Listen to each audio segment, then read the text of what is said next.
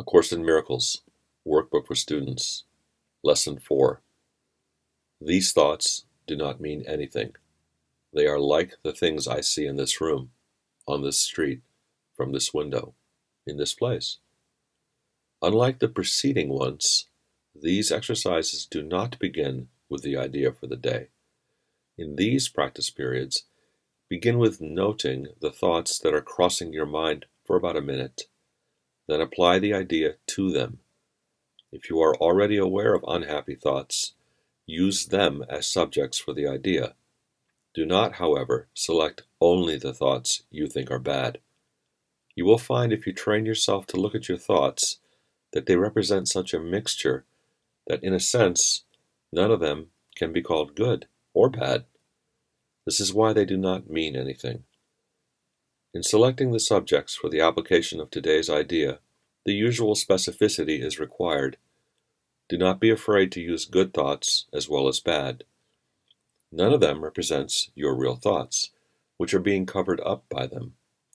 The good ones of which you are aware are but shadows of what lies beyond, and shadows make sight difficult. The bad ones are blocks to sight and make seeing impossible. You do not want either. This is a major exercise and will be repeated from time to time in somewhat different form. The aim here is to train you in the first steps toward the goal of separating the meaningless from the meaningful. It is a first attempt in the long-range purpose of learning to see the meaningless as outside you and the meaningful within. It is also the beginning of training your mind to recognize what is the same and what is different.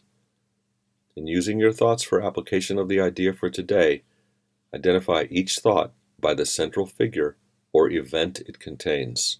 For example, this thought about blank does not mean anything. It is like the things I see in this room, or wherever you are. You can also use the idea for a particular thought which you recognize as harmful. This practice is useful, but is not a substitute for the more random procedures to be followed for the exercises. Do not, however, examine your mind for more than a minute or so. You are too inexperienced as yet to avoid a tendency to become pointlessly preoccupied. Further, since these exercises are the first of their kind, you may find the suspension of judgment in connection with thoughts particularly difficult. Do not repeat these exercises more than 3 or 4 times during the day. We will return to them later.